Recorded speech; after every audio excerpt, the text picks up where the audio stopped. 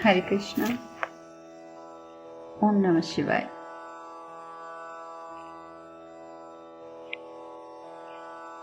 कल हमने कथा में विश्राम लिया था कि दक्ष प्रजापति भगवान शिव के साथ वार्तालाप तो नहीं कह सकते, हाँ बहस अवश्य कर रहा था कि 16 संस्कार कितने आवश्यक हैं। और वो आखिर में ये भी कहते हैं कि अगर हमारे पास समय भी होता तो मुझे लगता है कि महादेव इसके लिए तैयार ना होते। क्यों महादेव, मैं सही कह रहा हूं ना? भगवान शिव कहते हैं बिल्कुल ठीक, बिल्कुल सही कह रहे हैं आप। क्योंकि प्रजापति दक्ष, मैं ऐसा बिल्कुल नहीं करता। और मैं ऐसा इसलिए नहीं करता क्योंकि मैं इतना जानता हूं कि जिन संस्कारों की बात आप कर रहे हैं उसमें से एक संस्कार भी ऐसा नहीं है कि जिसके माध्यम से हम ईश्वर को प्रसन्न करें। एक भी संस्कार ऐसा नहीं है जो अगर ना हो तो आप यज्ञ करें और ईश्वर प्रसन्न ना हो, ये कभी हो ही नहीं सकता। यज्ञ करना एक अलग बात है, संस्कार 16 संस्कारों की बात अलग है।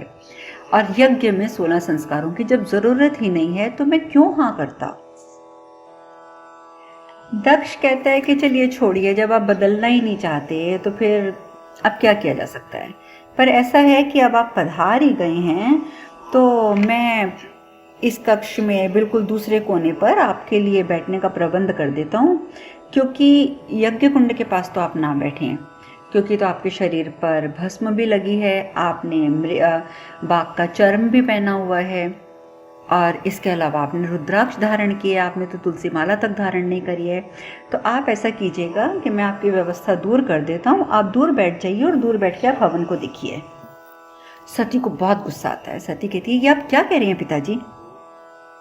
शिव उसको रोक देते हैं, कहते हैं सती, इशारा करते हैं, इशारा से मना कर देते हैं कि चुप, तुम कुछ मत बोलो। शिव कहते हैं कि यज्ञ में सम्मिलित होने के लिए यज्ञ के पास बैठना तो आवश्यक वैसे भी नहीं है प्रजापति, मैं दूर रहकर भी आपके यज्ञ से जुड़ा रहूंगा। ये कहकर जो दूर व्यवस्था हो जाती है ना कमरे के, कक्ष के बिल्कुल दूसरे कोने पे, भगवान शिव वहां जाकर सती के साथ बैठ जाते हैं।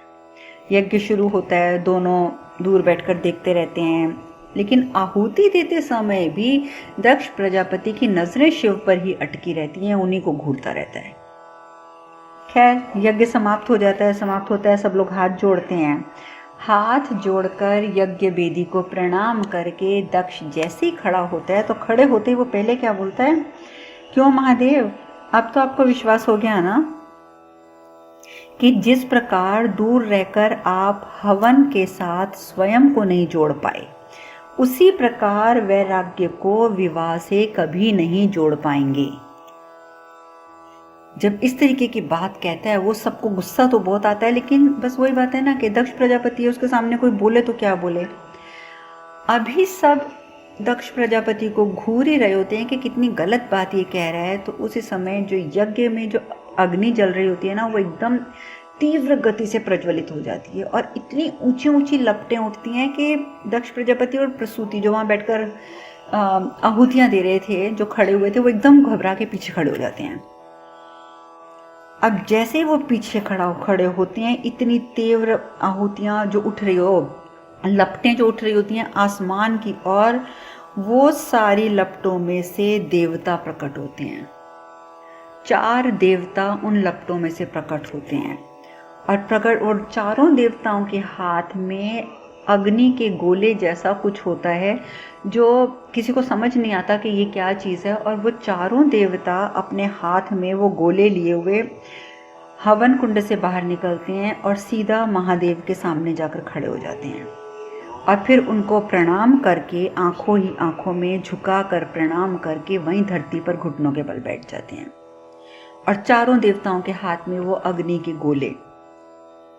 सब लोग हैरान हो रहे हैं, प्रसन्न भी हो रहे हैं कि ये सब क्या हो रहा है, ऐसी चीज़ तो कभी देखा ही नहीं। उतनी देर में सब क्या देखते हैं कि वो जो चारों देवताओं के हाथ में अग्नि के गोले थे, वो अग्नि के गोले उनके हाथों में से निकलते हैं और सीधे महादेव में जाके समा जाते हैं। महादेव के हृदय के अंदर जाके समा जाते हैं। किसी को कुछ समझ नहीं आता, पर सब बहुत हैरान होते हैं कि ये क्या हो रहा है, लेकिन सब खुश भी हो रहे हैं क्योंकि जो कुछ वो देख रहे हैं वो समझ रहे हैं कि ये कुछ खास हो रहा है। उतनी देर में अग्निदेव खड़े होते हैं और बोलते हैं, प्रजापति दक्ष, हवन जिनके निमित्त होता है, आप उनको ही हवन से दूर रखने की बात कैसे कर सकते हैं? और एक बात और मैं आपको बता दूं प्रजापति, कि हवन में जिन आहुतियों को हम ग्रहण करते हैं, जैसे कि मैंने आपको कल भी बताया था ना, कि दक्ष भी यही कहता है कि जो हम आहुतियां देते हैं वो उनका भोग बनता है देवताओं का। तो देवता कहते हैं कि जिन आहुतियों को हम ग्रहण करते हैं उनका एक अंश, उन आहुतियों का एक अंश स्वतः ही ब्रह्मा विष्णु महेश इन तीनों को अर्पित हो जाता है। हमें देना नहीं पड़ता। हम जैसे ही भोग ग्रहण करते हैं आपकी आहुतियों का, तो वह स्वतः तीनों के पास चला जाता है उनका हिस्सा। तो आपकी आहुतियों में महादेव का जो भाग था, तो आप उन्हें कैसे वंचित कर सकते हैं? और आपने तो मन में सोच लिया था कि आप वंचित कर देंगे, लेकिन ये नहीं हो सकता था।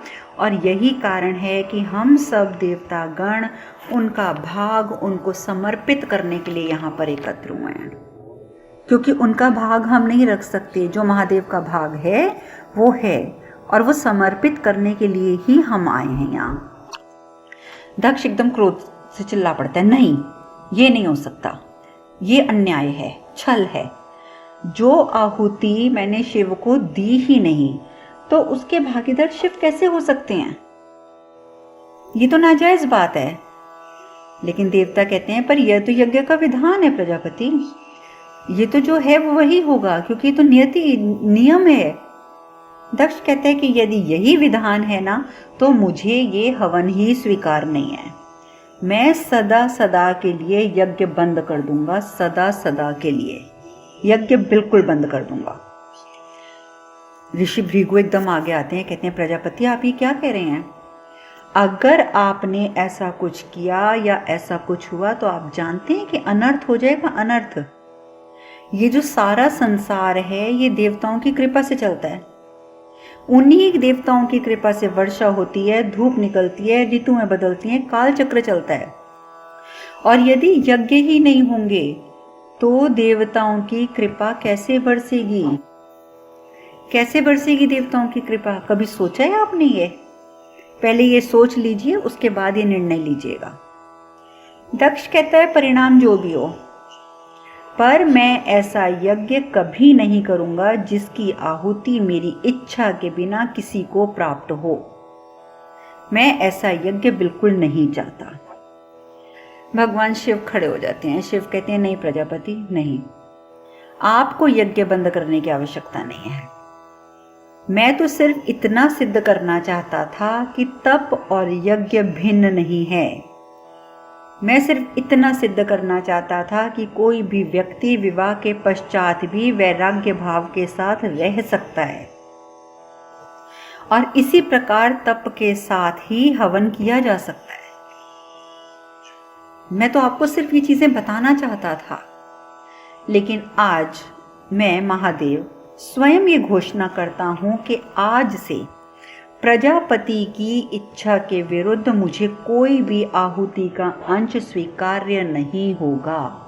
भगवान शिव ने खुद ही कह दिया कि मुझे ही स्वीकार्य नहीं होगा अब जब तक प्रजापति दक्ष नहीं चाहेंगे।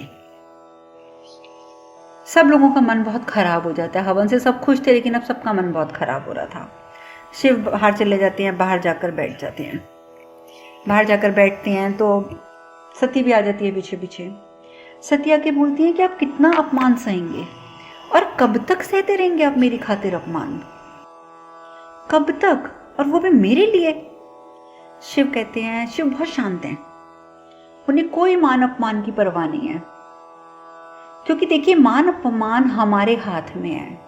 हम समझते हैं कि सामने वाले व्यक्ति ने हमारा अपमान कर दिया, लेकिन जब कोई हमारा अपमान करता है तो वो हमारा अपमान नहीं कर रहा होता, वो अपनी औकात बता रहा होता है कि देखो मेरे विचार कैसे हैं। और ये हमारी इच्छा पर निर्भर करता है कि हम उस व्यक्ति पे तरस खाकर उसे माफ कर दें, या हम उसे अपना अपमान समझकर और उस बात को बढ़ा दें। ये सब तो हम पर निर्भर करता है कि हम क्या सोचते हैं इस बात को। खैर, आज हम इस डिस्कशन में नहीं जाएंगे, हम इस समय शिव कथा कर रहे हैं, हम शिव कथा करेंगे। भगवान शिव बिल्कुल शांत हैं। भगवान शिव शांति में कहते हैं कि सती, तुम जानती हो कि कितने कल्प बीत चुके हैं, हम एक दूसरे से अलग हैं, और मैं और कल्प नहीं बिताना चाहता एक दूसरे से अलग रहकर। इतने कल्पों तक तुम भटकती रही, मैं भटकता रहा, और आज अगर हमारा मिलन संभव हुआ है तो उसका एकमात्र कारण सिर्फ और सिर्फ तुम्हारे पिताजी हैं, क्योंकि उन्होंने ही घोर तपस्या करी थी और घोर तपस्या के माध्यम से तुम्हारा इस रूप में अवतरण हुआ है, और वो अवतरण सिर्फ और सिर्फ मेरे लिए हुआ है। लेकिन कारण तो तुम्हारे पिताजी बने ना, तो हम उनसे क्यों क्रोधित हों? देखो सती, मान अपमान जो है वो महत्वपूर्ण नहीं है। मान अपमान बिल्कुल भी महत्वपूर्ण नहीं है। अगर कुछ महत्वपूर्ण है तो वो सिर्फ ये है कि हमारे मिलन का उद्देश्य क्या है। आदि शक्ति और शिव के पुनः योग्य योग का दायित्व क्या है? सती कहती है, आप ये किस दायित्व की बात कर रहे हैं महादेव? किस दायित्व की बात? हमारे मिलन का क्या उद्देश्य है? मैं आज तक नहीं समझ पाई। पहले ऋषि दधीची, फिर ऋषि मार्कंडे, और आज आप भी कह रहे हैं कि मैं आदि शक्ति हूं। और अगर मैं आदि शक्ति हूं तो मुझे कुछ याद क्यों नहीं है? बताइए महादेव, मुझे ये सब बातें कब ज्ञात होंगी? मुझे तो कुछ भी याद नहीं है। बताइए ना महादेव, क्या रहस्य है ये? मैं ये रहस्य जानना चाहती हूं। शिव कहते हैं, नहीं सती, नहीं, ये कोई रहस्य नहीं है। ये कोई रहस्य नहीं है। जब समय आएगा तो तुम्हें दायित्व की अनुभूति भी हो जाएगी, और उस दिन हम अपने दायित्व के अनुकूल व्यवहार भी करने लगेंगे। इसलिए अभी तुम्हें ये सब बातें विचार करने की आवश्यकता नहीं है। क्या? और उधर दूसरी ओर शिव तो मान अपमान की बात छोड़कर बाहर आकर बैठ गए। उन्होंने सती को भी समझा लिया। लेकिन दूसरी तरफ दक्ष और विजया, वो तो अब कुछ और ही प्लानिंग कर रहे हैं, कुछ और ही नया करना चाहते हैं, कोई नए नए षड्यंत्र, नई नई बातें हैं, क्योंकि दोनों का दिमाग ही ऐसा है। दोनों के मन में ये बात धारणा बैठ चुकी है कि भगवान शिव उनके शत्रु हैं, और सती ने उनकी इच्छा के विरुद्ध विवाह किया है, और वो भी शत्रु से। दक्ष चाहकर भी ये बात अपने मन से नहीं निकाल पाया। अब दक्ष विजया आपस में बातें करते हैं, तो दक्ष कहते हैं कि अब तो मुझे जल्दी से जल्दी ना इनकी विदाई कर देनी चाहिए। तो विजया कहती है, क्यों विदाई कर देनी चाहिए? आपको इनकी विदाई क्यों करनी चाहिए? आप तो इन्हें घर जमाता बना के रख लीजिए, क्योंकि आप तो वैसे भी चाहते हैं ना कि शिव से हमेशा के लिए सती का पिंड छूट जाए। यहाँ घर जमाता बन के रहेंगे, आपसे अपमानित होते रहेंगे, तो जल्दी सती का पिंड छूट जाएगा। तो आप तो इन्हें घर जमाता बना लो। दक्ष कहता है कि विजया, क्या तुम्हें पता नहीं है? तुम तो मूर्ख हो, मूर्ख। तुम्हें पता नहीं है कि भगवान शिव कैसे हैं? भगवान तो नहीं कहता, वो तो कहते हैं शिव कैसे हैं। शिव को ये बात कदापि स्वीकार नहीं होगी, कदापि स्वीकार नहीं होगी। विजया कहती है कि प्रजापति के मुख से ये बातें मुझे सुनते हुए अजीब लग रहा है। वो प्रजापति जो अपने सभी जमाताओं को पोषित करता है, आज उसके मुख से ये बातें अजीब लग रही हैं कि वो शिव को अपना जमाता बनाकर घर में नहीं रख सकता। विजय कहती है, ये बहुत आसानी से हो सकता है। आप सिर्फ एक काम करें कि सबके सामने जाकर शिव से माफी मांग लें, और उसके बाद आप उन्हें घर जमाता बनने की बात कहें। शिव मना नहीं करेंगे। दक्ष कहता है, तुम जानती हो विजया, क्षमा मांगने का अर्थ है मुझे अपनी पराजय को स्वीकार करना पड़ेगा, और ये कभी संभव नहीं है, कभी नहीं, कभी भी नहीं। मैं अपनी पराजय स्वीकार नहीं कर सकता। मैं शिव से किसी भी हालत में माफी नहीं मांगूंगा। विजया कहती है कि क्षमा करें पिताजी, पर यदा कदा मैंने आपके मुख से ना एक बात सुनी थी कि यदि छोटी लड़ाई हार कर बड़ा युद्ध जीतना हो तो वो भी कर लेना चाहिए, कोई फर्क नहीं पड़ता। और ये तो बहुत छोटी सी लड़ाई है पिताजी। जो कुछ हवन कुंड के आसपास हुआ, जो हवन के कक्ष में हुआ, वो तो बहुत छोटी सी बात थी। आप तो बड़ी लड़ाई जीतना चाहते हैं, तो ये छोटी सी लड़ाई के बारे में आप सोचना बंद कर दें। आप मेरी बात मानिए, आप क्षमा मांग लीजिए, देखिए जो आप चाहते हैं आपकी इच्छा के अनुरूप ही होगा। दक्ष भी सोचने को मजबूर हो जाता है। और उधर दूसरी ओर ताड़कासुर, आपको याद है ना, ताड़कासुर ने तो कई बार मारने की कोशिश की सती को, उसने तो स्वयंवर में भी भेजा था राक्षसों को, लेकिन वो सत्यकाम दर्पण की वजह से जो राक्षस थे वो कुछ कर नहीं पाए थे।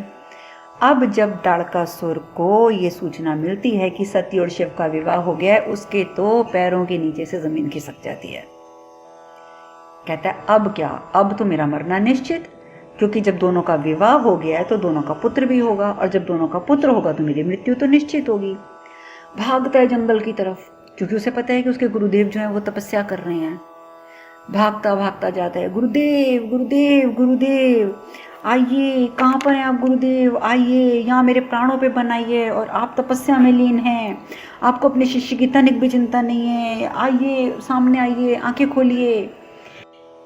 शुक्राचार्य जी, जिनके ऊपर पूरी दीमक लग चुकी थी, वो अपना बदन झाड़ते हैं, दीमक हटती है तो शुक्राचार्य उसमें से निकलते हैं, अपनी आंखें खोलते हैं और गुस्से से बोलते हैं कि ताड़कासुर, तुमने हमारी तपस्या भंग क्यों की?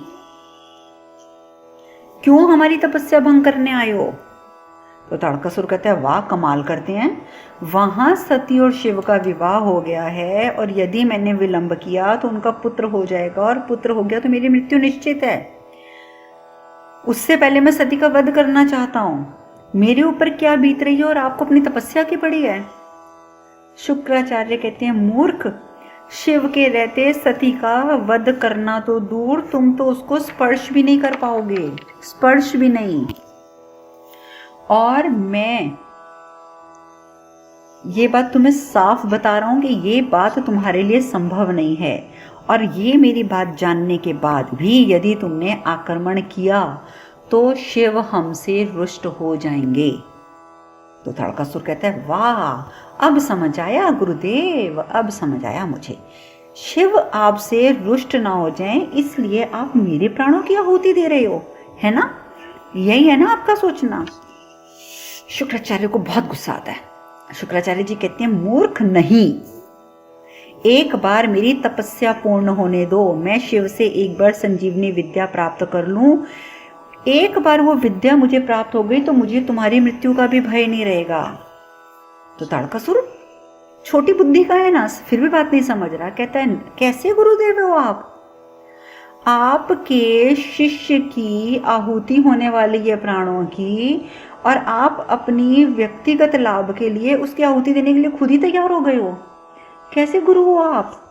शुक्राचार्य कहते हैं, मूर्ख मूर्ख मूर्ख, तू समझता क्यों नहीं है कि जब मुझे ये संजीवनी विद्या प्राप्त हो जाएगी तो तुम्हारी अगर मृत्यु कभी हो भी गई तो मेरे पास संजीवनी मृत्यु हो जाएगी, तो मैं संजीवनी विद्या होगी तो मैं तुम्हें पुनः जीवित कर दूंगा। और एक बात और सुन लो, संजीवनी विद्या के अलावा तुम्हारे पास कोई विकल्प भी नहीं है अब, क्योंकि सती जो है वो शिव के संरक्षण में है, और सती और शिव का विवाह हो चुका है, अब सती को कोई अलग नहीं कर सकता शिव से। तो हमारे पास एक यही चीज बचती है कि मैं तपस्या करूं, संजीवनी विद्या प्राप्त करूं, ताकि कल को तुम्हारा वध हो भी जाए तो मैं तुम्हें पुनः जीवित कर दूं। अब जाओ यहाँ से और दोबारा विघ्न डालने मत आना, मुझे मेरी तपस्या पूर्ण करने दो। अब जाके कहीं ताड़कासुर को बात समझ आती है, कहता है, हाँ हाँ हाँ आप सही कह रहे हैं गुरुदेव, सही कह रहे हैं, आप तपस्या कीजिए, अब मैं कभी विघ्न नहीं डालूंगा। और बेवकूफ़ वहाँ से चला जाता है। उधर दूसरी ओर दधीची और नंदी दोनों शिव और सती के पास आते हैं, और दधीची कहते हैं, ऋषि दधीची कहते हैं कि महादेव, मैं आश्रम जानना चाहता हूँ, मैं अपने आश्रम में वापस जाना चाहता हूँ, पर मेरा आपसे एक आग्रह है कि कैलाश जाने से पूर्व आप एक बार मेरे आश्रम में अवश्य पधारें और मेरा आतिथ्य स्वीकार करें। मैं सिर्फ इतना आपसे विनती करने आया हूँ, इतना आग्रह करने आया हूँ। शिव मुस्कुराने लगते हैं, कहते हैं, ऋषि दधीची, अब मैं अकेला नहीं हूँ, अब मैं अकेला नहीं हूँ, अब सती मेरी अर्धांगिनी है, अब मेरी हर इच्छा में सती का एक महत्वपूर्ण योगदान होगा, और वैसे भी ऋषि दधीची, आप जानते हो कि सामाजिक दायित्व का आभास तो मुझे होता ही नहीं है। और आज के पश्चात मैं कहता हूँ कि मुझसे संबंधित जो भी निर्णय होंगे उसको निर्णयों को लेने का अधिकार मैं सती को देता हूँ। मैं सती को देता हूँ। आज के पश्चात सती मेरी मार्गदर्शिका होगी। देखिए कितनी बड़ी जिम्मेदारी भगवान शिव ने सती को दे दी। सती हैरान है, परेशान है ये बातें सुन के कि महादेव ये क्या कह रहे हैं। अब आगे सती क्या कहती हैं ये चर्चा अब हम कल करेंगे। आज हम कथा में विश्राम लेते हैं। हरे कृष्ण कृष्ण कृष्ण हरे हरे, हरे राम राम राम हरे हरे। आप सब खुश रहें, सुखी रहें, स्वस्थ रहें, यही मेरी प्रार्थना है। हरे कृष्णा। ओम नमः शिवाय, ओम नमः शिवाय, ओम नमः शिवाय।